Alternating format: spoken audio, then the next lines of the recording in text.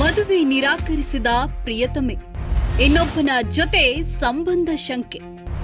ಆಕೆಯ ಕತ್ತು ಸೀಳಿ ಕೊಂದೇ ಬಿಟ್ಟ ಪ್ರಿಯತಮ. ಅವರು ಈಗಷ್ಟೇ ಪ್ರಪಂಚ ನೋಡ್ತಿದ್ದ ಪ್ರೇಮಿಗಳು ದೂರದ ಊರಿಂದ ಬೆಂಗಳೂರಿಗೆ ಬಂದಿದ್ರು. ಬಂದು ಒಂದೇ ತಿಂಗಳಾಗಿತ್ತು ಅಷ್ಟೇ. ಮದುವೆಯಾಗೋಣ ಅಂದ್ರೆ ಪ್ರೇಯಸಿಯಿಂದ ನಿರಾಕರಣೆ ಇತ್ತು. ಇದಕ್ಕೆ ಅನುಮಾನಗೊಂಡ ಪ್ರಿಯತಮ ಈಕೆಗೆ ಬೇರೊಂದು ಸಂಬಂಧ ಇದೆಯೋ ಏನೋ ಎಂದು ಶಂಕಿಸಿ ಕೊಂದೇ ಬಿಟ್ಟ. ಈ ಬಗ್ಗೆ ಒಂದು ಸ್ಟೋರಿ ಇದೆ ನೋಡಿ. ಪ್ರೇಯಸಿಯಿಂದ ಮದುವೆಗೆ ನಿರಾಕರಣೆ, ಬೇರೊಬ್ಬನ ಜೊತೆ ಸಂಬಂಧ ಶಂಕೆ, ಕತ್ತು ಕುಯ್ದು ಕೊಂದೇ ಬಿಟ್ಟ ಪಾಪಿ ಪ್ರಿಯಕರ. ಬಣ್ಣ ಬಣ್ಣದ ಕನಸು ಕಂಡು ಬಂದವಳು ಸೀದಾ ಯಮಪುರಿಗೆ. ಎಸ್, ಸುತ್ತಲೂ ಹೀಗೆ ಎಲ್ಲಿ ನೋಡಿದ್ರೂ ಜನ ಏನಾಯ್ತೋ ಏನೋ, ಇಷ್ಟು ಬೆಳಗ್ಗೆ ಪೊಲೀಸರು ಬಂದಿದ್ದಾರೆ, ಏನೋ ಲವರ್ಸ್ ಜಗಳವಂತೆ, ಮದುವೆಯಾಗಿಲ್ಲ ಅಂದಿದ್ದಕ್ಕೆ ಕೊಂದೇ ಬಿಟ್ಟಿದ್ದಾನಂತೆ ಎಂಬ ಗುಸುಗುಸು ಪಿಸುಪಿಸು.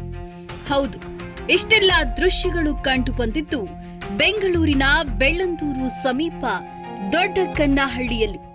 ಮದುವೆ ಈಗಲೇ ಬೇಡ ಎಂದಿದ್ದಕ್ಕೆ ಪ್ರಿಯತಮೆ ಬೇರೊಬ್ಬನ ಜೊತೆ ಸಂಬಂಧ ಹೊಂದಿದ್ದಾಳೋ ಎಂದು ಶಂಕಿಸಿ ಆಕೆಯ ಕತ್ತು ಕುಯ್ದು ಭೀಕರ ಹತ್ಯೆ ಮಾಡಿರುವ ಪ್ರಕರಣ ಬೆಳ್ಳಂದೂರು ಪೊಲೀಸ್ ಠಾಣಾ ವ್ಯಾಪ್ತಿಯಲ್ಲಿ ಇಂದು ಮುಂಜಾನೆ 5:30 ಸುಮಾರಿಗೆ ನಡೆದಿದೆ.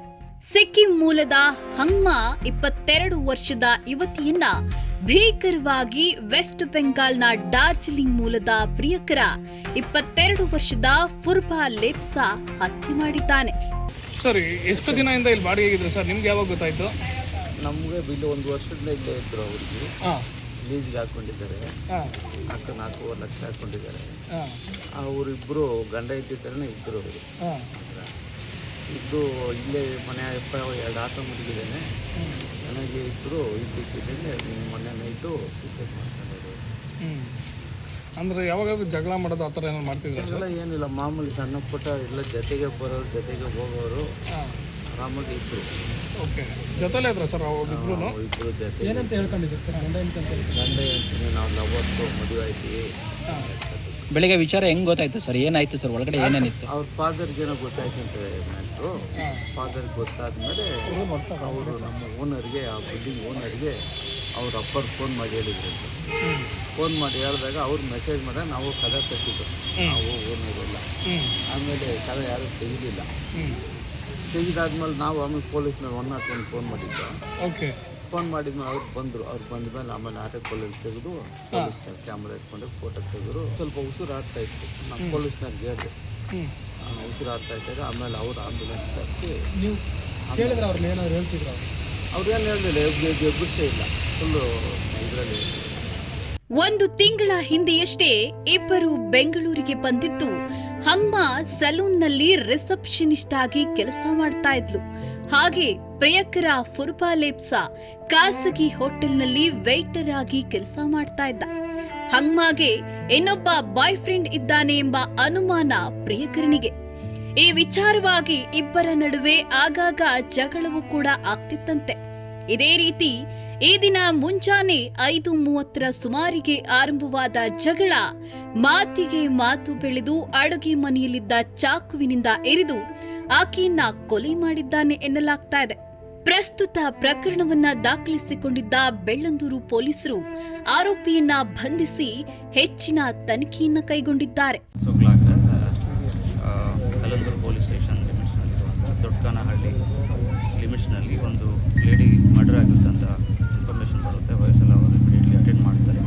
ಅದಾದ ನಂತರ ಇಮಿಡಿಯೇಟ್ಲಿ ಇನ್ಸ್ಪೆಕ್ಟರ್ ರೀಚ್ ಆಗ್ತಾರೆ ಆ್ಯಂಡ್ ಫರ್ದರ್ ಎಂಕ್ವೈರಿ ಮಾಡ್ತೀವಿ. ಸೊ ಅದರಲ್ಲಿ ಇದೇ ಏರಿಯಾದಲ್ಲಿ ಒಂದು ಅಪಾರ್ಟ್ಮೆಂಟಲ್ಲಿ ಫಸ್ಟ್ ಫ್ಲೋರಲ್ಲಿ ಒಂದು ಅರೌಂಡ್ 22-23 ಇಯರ್ಸ್ ಓಲ್ಡ್ ಇರುವಂಥ ಒಬ್ಬ ಲೇಡಿ ಆಯತಿ ಅಂತ ಸಿಕ್ಕಿಂ ನೇಟಿವ್ ಅವರು ಇಲ್ಲೇ ಒಂದು ಸೆಲೂನಲ್ಲಿ ರಿಸೆಪ್ಷನಿಸ್ಟ್ ಆಗಿ ಕೆಲಸ ಮಾಡ್ತಾರಂಥವರು. ಸೊ ಅವರು ಮರ್ಡರ್ ಆಗಿದ್ದಾರೆ ಅಂತ ಹೇಳಿ ಅವ್ರ ಡೀಟೇಲ್ಸ್ ಗೊತ್ತಾಗಿದೆ.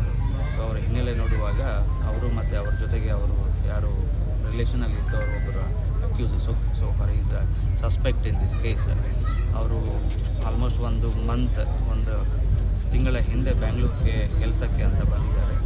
ಸೊ ಅವರು ಒಂದು ಹೋಟೆಲಲ್ಲಿ ಕುಕ್ ಅಸಿಸ್ಟೆಂಟ್ ಕಮ್ ವೇಟರ್ ಆಗಿ ಇದೇ ಏರಿಯಾದಲ್ಲಿ ಕೆಲಸ ಮಾಡಿದ್ದಾರೆ.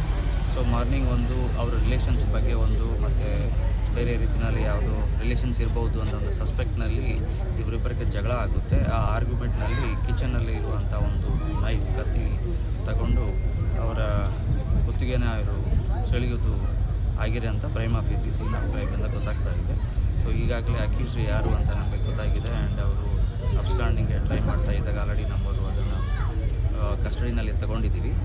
ಫರ್ದರ್ ವಿಚಾರಣೆ ಮಾಡಿ ಇನ್ವೆಸ್ಟಿಗೇಷನ್ ಇನ್ಸ್ಪೆಕ್ಟರ್ ಬೆಲಂದೂರು ಕ್ಯಾರಿ ಮಾಡ್ತಾರೆ. ಜೊತೆಗೆ ಇಬ್ಬರು ಜೊತೆಗೆ ಇದ್ದಾರೆ. ಇಲ್ಲಿ ಯಾವ ಮನೆಯಲ್ಲಿ ವಾಸ ಇದ್ದಾರೆ ಅವರು ಕಸಿನ್, ಸೇಮ್ ನೇಟಿವ್ ಅವರು, ಅದೇ ಅವ್ರು ಗೊತ್ತಿದ್ದವರು. ಅವರು ಮನೆಗೆ ಬಂದು ಇವರು ಲಾಸ್ಟ್ ವರ್ಷದಿಂದ ಇಲ್ಲಿ ವಾಸ ಮಾಡ್ತಕ್ಕಂಥವ್ರು, ಒಂದು ವರ್ಕ್ಗೋಸ್ಕರ ಬಂದಿದ್ದವರು. ಇನ್ನೂ ನೋಡಬೇಕಾಗುತ್ತೆ. ಈಗ ನಮ್ಮ ಇರುವ ಮಾಹಿತಿ ಪ್ರಕಾರ ಅಂದರೆ ಅವ್ರ ರಿಲೇಟಿವ್ಸು ಅವ್ರು ಕೇಳೋಕೆ ಈ ಲಾಸ್ಟ್ 1 ಇಯರಿಂದ ಅವರು ಸಿಕ್ಕಿಂನಲ್ಲಿ ಅಲ್ಲೇ ಕೆಲಸ ಮಾಡ್ತಾಯಿದ್ರು, ಒಟ್ಟಿಗೆ ಇದ್ದರು. ಅಲ್ಲಿಂದ ಬ್ಯಾಂಗ್ಳೂರಿಗೆ ಜಾಬ್ಗೋಸ್ಕರ ಇಬ್ಬರು ಬಂದಿದ್ದಾರೆ ಅಂತ ಪ್ರೈಮ್ ಆಫೀಸಲ್ಲಿ ಗೊತ್ತಾಗ್ತಾ ಇದೆ. Further investigation, detail investigation Bellandur inspector carry forward ಮಾಡ್ತಾರೆ. ಪ್ರೀತಿಸಿ ಇವಳನ್ನೇ ಮದುವೆಯಾಗಬೇಕು ಎಂದುಕೊಂಡಿದ್ದವನು ಆಕೆ ಮದುವೆಗೆ ನಿರಾಕರಿಸಿದ್ದಾಳೆ ಎಂದು ಮಾತ್ರಕ್ಕೆ ಅವಳನ್ನ ಶಂಕಿಸಿ ಭೀಕರವಾಗಿ ಹತ್ಯೆ ಮಾಡಿದ್ದು ಎಷ್ಟರ ಮಟ್ಟಿಗೆ ಸರಿ?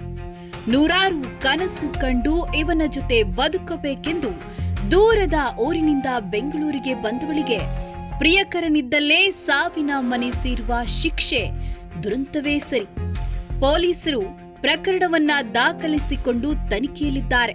ಹಂಗ್ಮಾನ ಸಾವಿಗೆ ಕಾರಣ ಇದೇನಾ ಅಥವಾ ಬೇರೆ ಏನಾದ್ರೂ ಇದೆಯಾ ಎಂಬುದು ಅವರ ತನಿಖೆ ನಂತರವೇ ತಿಳಿಯಬೇಕಿದೆ. Vishwaprakash T ಮಲಗುಂಡ, ASTV Bengaluru.